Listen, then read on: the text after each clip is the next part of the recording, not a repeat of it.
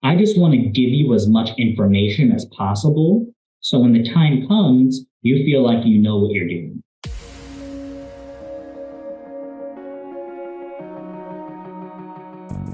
Agent Power Huddle is a daily jumpstart, giving you all the tools you need to create an amazing real estate career. Led by top experts in the field, you'll learn how to sell more houses in less time while creating the life you want. Welcome to the Agent Power Huddle. Welcome to Agent Power Huddle, guys. I am Jesse Zagorsky. I'm only a guy today because we have an amazing guest host who's going to be doing all the knowledge dropping. He is someone who I met, I would say fairly recently in the world of real estate. But as soon as I met him, I'm like, oh, this guy's awesome because he has systems, he has strategies, and he's just a fun guy. But like he's entertaining and he clearly loves what he does. So we had all sorts of topics that we could talk about today. And I said, let's do this one because he's truly mastered a system for open houses. His name is David Pohl.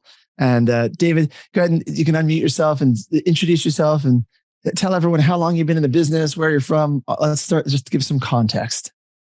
Can you believe it only cost me $20 to get Jesse to say all that nice stuff about me? Money well spent. I'm going to put that in my highlight reel. My name is David Pohl. I've been in real estate a while. I was born in Detroit. I actually was grown in Arizona, though. I went to kindergarten in Arizona. That's what I tell my clients that come and ask me, well, how long have you been in Arizona? I say, well, I wasn't born here, but I was raised here. I was grown here. I've been here my whole life, and I can tell you all about everything about Arizona, which people like at open houses, by the way.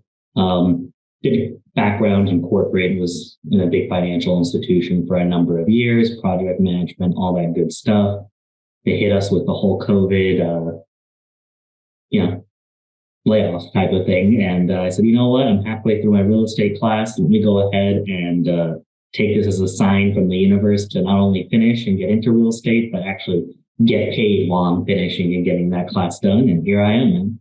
I love it. And just so we know because we're diving into mastering open houses, we're going to go deep and strategic. David, that's the way his brain works. And I love it. But your father is also in the industry. I mean, you were born into a real estate family, correct?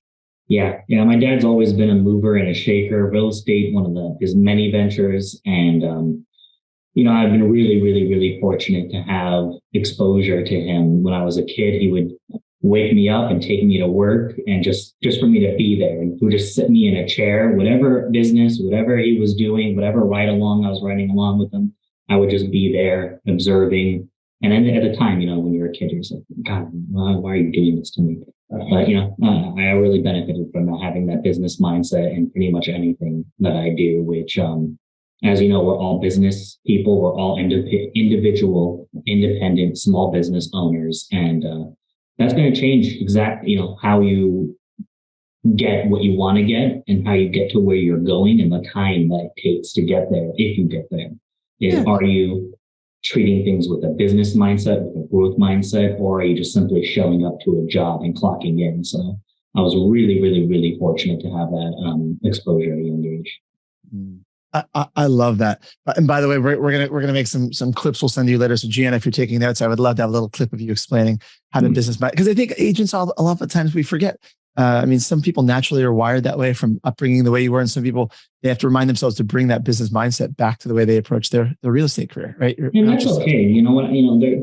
There's some people that do not want to work 18 hours a day on call 7 days a week, and that makes sense to me. There's some people that just want to show up, and there's some people that want to, clock out 9 to 5, and it is what it is, or even get a salary. Some teams offer some structures like that, but there's some people that want more, and that's what it takes to achieve that. So it's kind of like choosing which one you want and knowing what you're getting into, depending on which way you're going. One of them has a cap, one of them has no cap, but it's going to ask more of you, and it's going to ask for you to have a certain mindset as well. I love that. All right. So let's dive into the open house topic, because I think, well, let's start here actually. In this market, because we'll get into your systems and how you approach it, but in this market where we sit, no, every city is different, but you're in Arizona, in Phoenix. and in most markets in the country, do you believe that open houses are a viable way for people to generate business today? Like, is this something that people should care about? And if so, why? Open houses are the entire truth. If there was like a set of commandments for real estate, open house would be one of them. And I fully, truly, wholeheartedly believe that. Another mentor of mine told me, and that was what really gave me the push into open houses, because I had done open houses before. Let me make this very clear to everybody. I was burned by open houses, and I was anti-open house. I don't know if I've ever shared this with Jesse. I was anti-open house. I was like, this is ridiculous. This is a waste of time. But we'll probably touch on that later. Why? But a mentor of mine pushed me back into it. He goes, I said, well, what should I do? What should I be doing to get business? I'm trying. I can't get anybody. He says, you know what? If you took me, and I like that you asked that question the way you asked it, because exactly, I'm not making this up. What he told me, he said, you could take me and drop me in anywhere in the nation where I have no sphere, no network, I know nobody, and you could tell me get a contract in 30 days. I would do open houses 5 days a week. All right, break it down. I love this. All right, so any city, any nation, anywhere, have a contract in 30 days. The one thing you need is open houses. So what do we need to get started? How do you approach this? I know you have a very systematic approach to things. How do you approach open houses? Walk me through it. So the first thing is, I know every state is going to be different. Every brokerage is going to be different. So grain of salt, talk to your broker. But I would say is figuring out who. Best case scenario, your own office, your own brokerage has the opportunities for you. If you're at a larger company, like Jesse is, you can just send out an email. You can just go in your MLS and go to your listing office who has an open house. From there, if that's not the case, then you can just look the area that you should be doing this anyway. So if that's an option, try to limit to your company, even if it is mandatory in your case, depending on where you are. But decide what area you want to be in. Decide what price point you want to be in. Decide what type of homes you want to do business in. Decide what type of homes you want to sell and the type of people you want to deal with. Nowhere in marketing that I know of, and if there is something, I'm sure it's a tremendous cost for that level of granularity and lead generation. Nowhere do we choose our price point with our marketing efforts. Nowhere do we choose the neighborhood that we want to sell in with our marketing efforts for free. I want to really make that a key. For free, for $0. I'm somebody who was paying $2,000 to $3,000 a month for 12 months for online Google leads. I'm sure I went about it the wrong way. I'm confident a lot of people have a lot of success with that, but that's a tremendous cost, especially when you're just starting your business. That is a tremendous cost. And a lot of people don't fully make it. The first 12 months, the first 24 months are really what are going to define somebody new to the business. And you don't have that cash. You're not flush with cash. You can't burn it just to stay warm, So $0, I really want to highlight that. For $0, you can pick the neighborhood. You can pick your price point. You can have full control over your interactions. Somebody can't hang up on you when you're face to face like they can with online leads. And one more thing is, what are we always, when we are paying for leads online, what are we struggling to do? What is the major hurdle? I just want to meet you.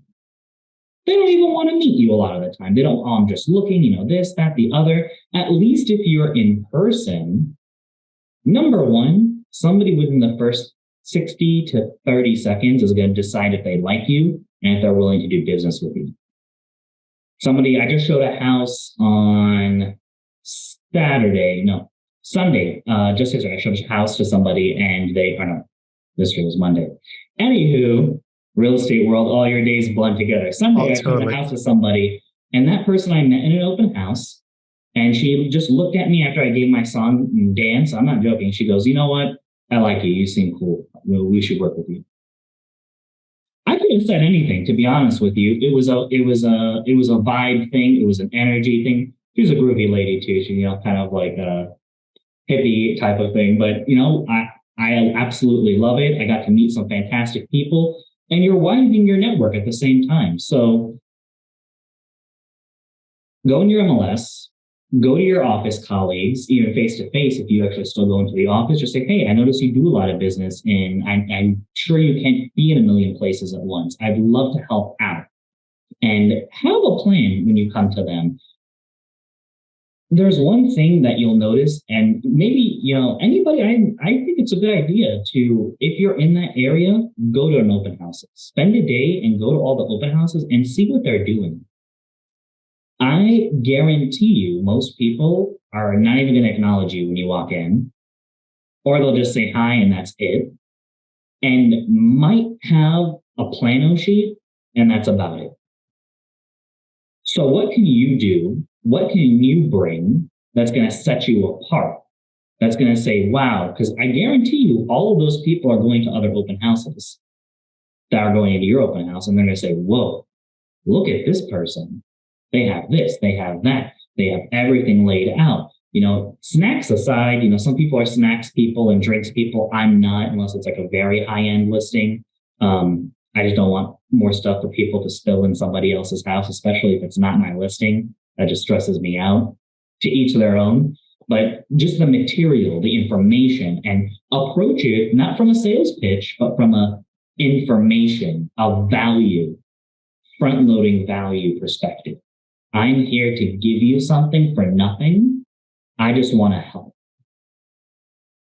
I love it. So let's dive into that. You doing your research, going to other open houses, you can see exactly what people are doing that you don't want to do. What do you bring? So you're not into snacks and drinks, right, and things like that. So what are you bringing when you set up these open houses to make sure you have all this value lined up? Like what does that look like for you?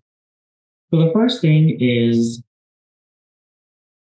what's the number one thing you think people don't want to do?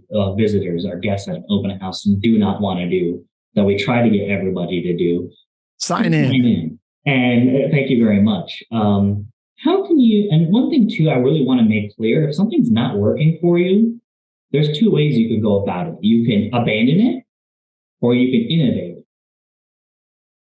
And I even mentioned, I even said that I was guilty of that in the past. I said, no, I'm not going to do pay-per-click leads. Maybe I was going about it the wrong way. I'm sure there's a better way. In that case, it was a cost, but that's why I abandoned that instead of innovating. But so instead of asking somebody, hey, can you sign in? Or, hey, lying. I don't like to lie to people. A lot of agents, kind of say some things. Oh, the seller required. They ask everybody to sign in just for security or whatever. That's not true. And even if they do sign in, most people don't want to give you their info. They might just give you bogus info anyway. And now you're wasting your time following up with people that, you could have spent that time elsewhere. So what if you could just give them something right when they walk in the door and just say, hey, can you do me a huge favor? Right when they walk in, hand it to them. Maybe even take it a step further and put it on a little clipboard with a pen and say, hey, could you just, when you're walking through the house, just rate it, just so we can let the seller know if they're where they need to be, if they need to change anything. Be honest, and maybe even make a joke of it. It's actually not even my listing. I'm just holding it open. You're not going to hurt my feelings. Tell us what you really think about the house.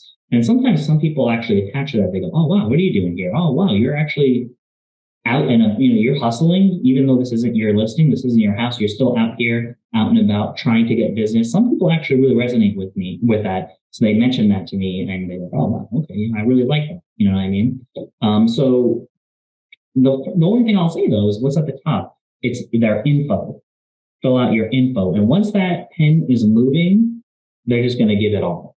The first thing is non-intrusive. It's just a name. They're already in the mode that, hey, I'm doing a favor. I'm just giving some feedback on the house. But once that pen is moving, and not everybody will, but if they do, you have a contact to follow up with. You have somebody to plug in your CRM. Just doing things a little bit differently. Can you take another step further? Can you have a lot of them prepared on clipboards with pens? And if it's a family, if it's a husband and wife, if it's just a group of people, give one to everyone. Not just one person, not just the first person in that group, give one to everyone. Because say I give one to Jesse and she doesn't want to, or he doesn't want to assign it. He doesn't want to give me his name. or he just fills out the bottom, the feedback portion, which is fine. We can give that to the seller. But also, if you're holding somebody else's open house and you give them, obviously you're going to keep the information to yourself, it's your lead, but if you're going to give them a picture of this portion, hey, here's the feedback everybody gave us at the house. That's somebody who's going to be really keen on you holding open houses for them moving forward because you're giving them value. We're not talking about just giving potential leads value. Somebody's doing you a favor by letting you hold their open house open, deliver value. So maybe he won't fill it, but maybe Susan. I just need one person out of the group to give me their name, phone number, and email. What else can you put on here? Can you put a coupon? Can you put a call to action with a check mark saying, hey, check here if you're interested in off-market properties. Check here if you would like me to give you $5,000 at closing just for buying a home with me, depending on the price point. That's not for everybody. I just do some crazy stuff. To me, it's money I didn't have to begin with. You know what I mean? And it's somebody that it's very hard to get to bite. You're meeting a bunch of people, but that's one thing. Another thing, the value again.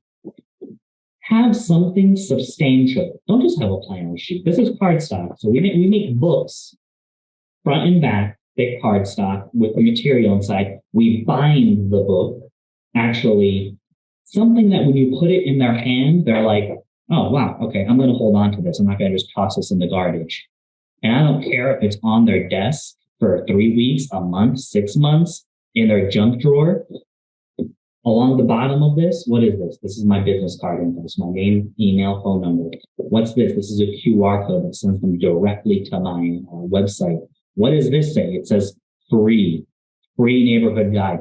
Some people, even if I forget to mention it, if I'm juggling a bunch of people, they see them, they say, oh, is this for me? Yeah, it is for you. Take one, take two, give one to a friend. Do you know anybody else thinking about buying in this neighborhood? This has all the information, even if this is the house for you or not. This has all the info about this neighborhood, the schools, what there is to do, the food, and make that to your own. You can go on list reports. You can make something just quick and dirty, and that is already 10 miles ahead of most people what they do at an open house. But have a number of things to put in their hand. And when you put something in someone's hand, make it substantial. And again, we're here to impress them. We're here to sell ourselves. So when you give somebody something, don't have it just be a flimsy black and white plano sheet and that's it. Have something substantial, something they feel compelled to hold on to and follow up with you, perhaps.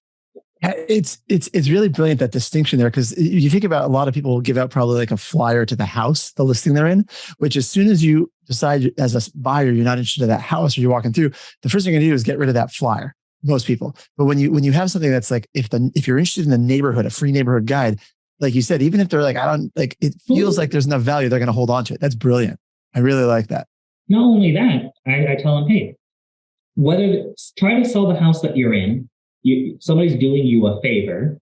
So definitely don't just, whatever. Oh yeah, whatever. Even if this house sucks, here you go. But no, just say, hey, whether this is the house for you or not, let me show you around the house, or let me tell you about the house.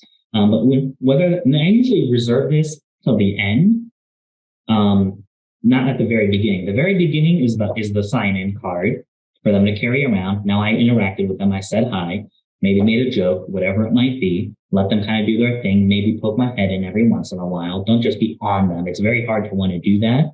Not want to do that when say that you only had one visitor all day. Now you're just smothering them.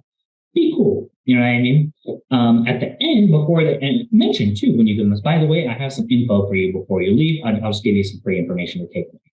I'm like, okay, great. Now, and I just want to sidetrack really quick to highlight a fork in the road. There is right when somebody walks into an open house, hey, oh my God, blah, blah, blah, hey, sign in, please. We require it actually. And, the security measures and this, and the seller asked me to, and oh my God, get away from me. Right? It's the Macy's effect. When you walk into a department store, hey, can I help you find anything? I actually am there to find something. I don't know where it is. But I'll say, no, I'm good. I'd rather struggle and try to wander around finding the socks on my own or whatever it might be. If I swipe I'm on one of those weird, I'm crazy. If I swipe my card at the gas pump and it says "see attendant" inside, do I really need gas that much? Maybe I can go somewhere else. Versus, oh, hey, I'm weird. Hey, hey, what's going on? Oh, hey, just poking around, looking for a while. Oh, cool. Hey, if you don't mind, while you look at the house, just let us know what you think. I want to let the seller know if they're really where they need to be. It's a couple of weeks, they're getting kind of nervous, or they just weren't too sure about the price, whatever it is you might say. Oh, by the way, I have some free information for you to take away before you leave. I'll make sure you get that. Oh, thanks. So there's the Heisman Trophy, the stiff arm, get away from me. And they're like, oh, okay, cool, thanks. Yeah, I would like some free information. Oh, he's not trying to smother me. So those are two different paths right there. And that's going to really, really, really define the entire interaction. Whether you immediately lost somebody or they're, you know what, I can talk to this guy. He's not a salesman. He's not trying to push something on me. And even if they tell you, oh, I have a real estate agent, because a lot of people will tell you that right from the get-go. So, oh, awesome. Here's my card. Could you give them my card? I'm actually doing a lot of marketing in this neighborhood. I might actually pick something up off market. If you guys really do love this neighborhood, I'm going to give them a heads up. I'm happy to do that for you. Okay. A lot of them are lying. And now they thought, wow, so this guy, he was just like, oh, okay, no worries. I still want to help you for nothing with no expectation in return. Hey, still take a free neighborhood guide. Is it okay if you take one of these? My name is on it. I don't want to step on your agent's toes. Oh, yeah, I'll take one. How can you, instead of being pushy, instead of smothering somebody, instead of being a sales pitch immediately when they walk in the door, how can you just say, hey, non-intrusively, oh, by the way, hey, can you just give us some feedback? And hey, I'm going to give you a free book before you just take it away. It has a lot of good info in there. And circling back to the book, all the info, the plano is going to be in there. The very first page, I almost wonder how many viewers here, and everybody take a moment and ask themselves and be honest. Have you ever tried to get a listing at an open house? Or are you only thinking buyers? The very first page in this book is, are you thinking about selling your home? Here's what I do. High level, very, very light, high level, no detail, but I'd like to actually follow up with you and talk in detail if you need to sell your house to buy a house. The plano, the neighborhood guide, list reports, eventually make your own, right? If you want to be a true neighborhood guide. A market report, what buying a home looks like, what they can expect for closing costs, maybe some affiliates. Can you put a full page of a plumber, a handyman, a insurance agent, everything you could need when you're buying or selling a home? You're like, oh, sure, I'm going to keep this just for this list. So something to keep in mind. What are you actually giving people and how useful is it? You want to be useful. I love it, David. And so when you're just being helpful, you're giving information, do you find that how often are people just opening up and they just start chatting with you and you start talking, you pick up a client then on the spot? Or more often is it like they just take the information, they say thank you, and it's up to you to follow up with them later? How does that balance work for you? What's your flow there? I would, if I'm just randomly guessing, just based off of this weekend, because we're going to open houses this weekend, we do open houses every weekend. I don't know, maybe 2 out of 10 really open up and latch onto you like that. Maybe even 3 out of 10. And it depends too. If you suck at it at first, keep going. Because the only way you can get good at it is to suck at it. You're going to refine it. You're going to make it your own. You might even say, man, David didn't know what he was talking about. This really worked for me. Good. As long as you're doing open houses, I'm happy. Forget everything I said. As long as you're doing them and it's working for you, if you're making it your own, you're happy. But I would say 2 or 3 out of 10 will really converse and engage with you. I love that. 3 out of 10, 2 out of 10 people that walk through the door actually talk to me, laugh with me, we're joking, this, that. Give me a break. And then another 2 or 3 might give you their input, right? For you to follow up with. And that's one thing I really want to make clear. I'm really glad you asked that, because I was going to forget to mention that is What are you doing with these golden eggs the goose is laying? If somebody gave you their info, are you hitting them up, in a couple of days, in a week? Are you following up with them at all? Or before you leave, before you pack up for the day, are you popping in front of the house so you can see the house in the background? Oh, hey, this is David. Hey, I really appreciated meeting you. I'm going to keep an eye out for you. This is my personal number. Anything you need, call or text. Please consider me your personal real estate resource. Hey, I'll be in touch. Maybe I'll follow up with you this week. That same day. That. Did anybody else do that at any of the other open houses that they went to that day? Because they went to a bunch of them, I bet you. Guaranteed. Now you'll immediately set yourself apart. You put a face to the name in that text message. It's just, what are you doing that's completely setting yourself apart? And are you doing it in a timely manner? Because if you're getting all these great leads, people will tell you that about any lead source, even online leads, open house leads, people that you are filling out a squeeze page, whatever it is. If you're not immediately following up with them, at least with something, you've already lost. They forgot about you. I mean, there's a term that I hear a lot that reminds me of this. It's a speed to relationship. Like, it doesn't matter where they come in from. The fact, online lead, open house, just in open, everything you're doing, you're working to, you keep saying illustrate value and you keep saying differentiate yourself. But I think you're also going towards building a relationship with these folks. Would you agree with that? 100%. And that's the easiest way to build a relationship with somebody very quickly is your intent. People can smell your intent. I mean, they know we're all salespeople. People don't like people in sales inherently. They don't like you. There's a whole reason that there's a trope about used car salesmen, right? Because you're in sales, you're just trying to push. But if you can make it clear that, hey, I'm not a salesperson, actually. I'm just here to help people. I love to help people. I love to sell homes. I love to look at homes. I love to help people achieve their real estate goals. I love to give information to people when they're unsure what to do, when they're lost, they don't have any direction. Maybe it's their first time buying a house. I tell people, even at the end, when I give them that book, I say, by the way, if you're looking in any other neighborhoods too, I don't want to bug you, but if you're looking at any other neighborhoods besides this one, let me know. I'm happy to prepare this free neighborhood guide and market report and any questions you have for every neighborhood you're thinking about for free. I just want to give you as much information as possible. So when the time comes, you feel like you know what you're doing. Love it. We got like 2 minutes left, David. Time goes quick. Do you have any tips, any things that you're like, hey, we haven't covered this. I got to make sure I tell people about this. Anything you want to leave people with also? So we talked about how to find open houses.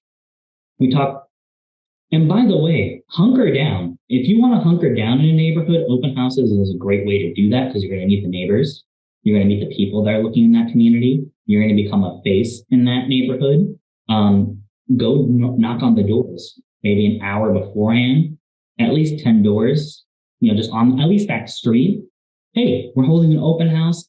I know that you would love to pick your neighbor. Maybe you have some friends, some family that are dying to come live by you. I'd love if you just come look at the house. Bring anybody that that's thinking about moving in. We talked about what you should bring to an open house, your intent at an open house. Follow-up is key as well. Add your own spin to it. Just and do it consistently. Don't do one, just like anything Jesse would tell you, hunker down and say, I'm all in on this. What have you ever done with one foot out the door that ever turned out good? Actually buckle down, do open houses. Even if the first one doesn't go good, I tell people, you know what? I know we're just at time. I had somebody, I met at an open house. We hit it off because they liked me in the first 30 seconds. And they said that night, can we look at houses tomorrow morning? That morning, we're looking at houses. 7 days later, we're under contract, almost $1 million, all for $0. I'm under contract for another $1.4 million right now in Scottsdale for somebody they sent me that they referred to me. All for free, all for $0. And the only last thing I'll say is if I do open houses 5 days a week for 4 weeks and nobody shows up, it's very hard to not get demotivated, but just please keep this in mind. Buckle down, stay with it. If nobody shows up to any of my open houses all month, and the very last minute of the very last day that month, the last open house I'm doing, those people show up, was all of it worth it?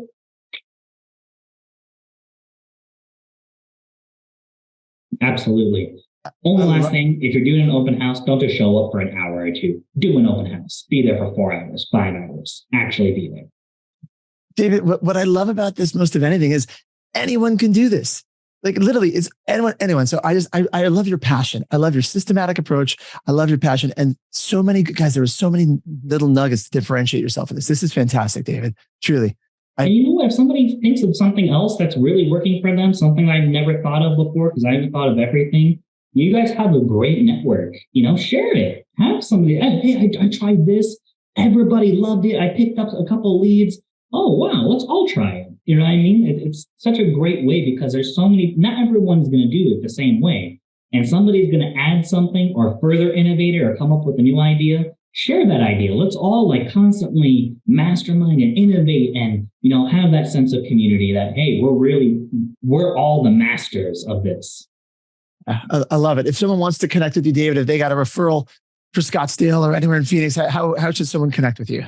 Yeah, Greater Phoenix area. My website is davidpohl.com. It's just my name on the screen, or djprealty.com redirects. My email, again, my name is just contact@davidpohl.com. So my website is davidpohl.com. My email is contact@mynamedavidpohl.com.